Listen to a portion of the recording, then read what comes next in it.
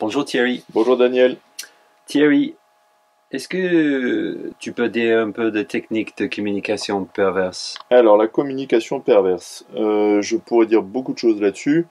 Je vais vous donner, Daniel, 8 points pour vous préciser les caractéristiques de la communication perverse. Comment identifier en quelque Voilà, sorte? comment en fait, quelles sont les caractéristiques de la communication perverse.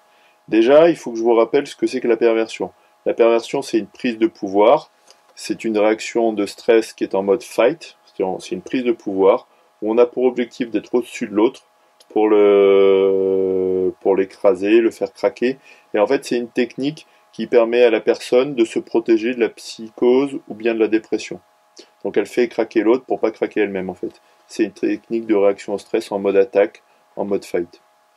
Alors, la première caractéristique de la communication perverse, c'est la prise de pouvoir. C'est-à-dire que vous avez quelqu'un et ça va être ce comportement-là. C'est-à-dire que la personne, elle va être, elle va, on va s'emparer de quelqu'un, on va lui laver le cerveau, il va y avoir ce qu'on appelle l'emprise. C'est-à-dire que la personne va être dominée. Et donc, le premier truc qu'il va y avoir, c'est qu'il va y avoir comme l'impression que la personne, on va prendre possession d'elle. Il va y avoir une intrusion, il va y avoir une prise de propriété, il va y avoir un non-respect des limites et la personne va être carrément phagocytée en fait. Ça peut aller jusqu'au lavage de cerveau en fait. Ok. Ce qu'on voit dans pas mal de techniques de manipulation dans l'actualité par exemple. Ça, c'est le premier truc. C'est la possession, c'est le premier point, c'est la prise de pouvoir. Possession avec intrusion. En fait, on est dans quelque chose de l'ordre où on s'empare de la personne, on prend le contrôle physiquement ou bien psychologiquement de la personne. Possession. Vous voyez déjà qu'on est un peu dans les titres de films d'horreur. Hein. Oui. Voilà. Deuxième caractéristique de la communication perverse, c'est la justification. C'est-à-dire qu'en fait, je vous rappelle que le pervers, il est au-dessus. Donc lui, il est plutôt en situation valorisante. Donc en fait, lui, il a le beau rôle. Donc en fait, il a toujours une bonne excuse, il a toujours une bonne justification pour justifier ce qu'il vous fait. C'est-à-dire en fait, il va vous expliquer que c'est pour votre bien, ou bien il va vous expliquer que c'est pour la politesse, ou bien il va vous expliquer que c'est parce que c'est bien comme ça, etc., etc. Donc en fait, il va y avoir toujours une excuse. Et même si vous surprenez la personne en train de vous mentir ou en train de vous tromper, le pervers va trouver une excuse. Je vous donne un exemple. Vous surprenez quelqu'un de pervers la main dans le pot de Nutella, il va vous dire que c'est le pot de Nutella qui lui a sauté dessus. Vous voyez? Ou bien la personne va vous expliquer que si elle vous trompe, c'est parce que vous êtes grosse. Vous voyez? Ce genre de C'est ta choses. faute. Oui. C'est ta faute. Il a toujours une bonne excuse. Hein. Il a toujours une bonne excuse. C'est-à-dire, c'est pour ton bien et c'est ta faute. Ça, c'est la justification. Ensuite, vous avez troisième caractéristique. Ça va être la disqualification, la dévalorisation, la diabolisation, l'humiliation. C'est-à-dire, moi je suis bien, toi t'es nul, toi t'es pas bonne, tu sais rien, etc., etc. Tout à l'heure, on parlait, Daniel, des gens qui ont la croyance je suis nul. Donc ceux-là, par exemple, ceux qui sont trop gentils et qui se considèrent nuls, eh ben, ouais, ils vont se faire laminer par monsieur ou madame perverse. Hein. C'est-à-dire qu'il va y avoir la disqualification. La personne fait la poubelle, en fait. Elle est humiliée, elle est dévalorisée. Quatrième point, ça va être l'inversion, le retournement de situation. C'est-à-dire qu'en fait, il va y avoir la bascule. Quand vous disiez c'est ta faute, hop, vous retournez la situation. Un pervers, il vous la fait à l'envers. C'est-à-dire qu'en fait, il vous met la tête à l'envers, vous êtes face à un truc incompréhensible, lui, il a toujours le beau rôle, et il va toujours trouver un truc pour retourner la situation.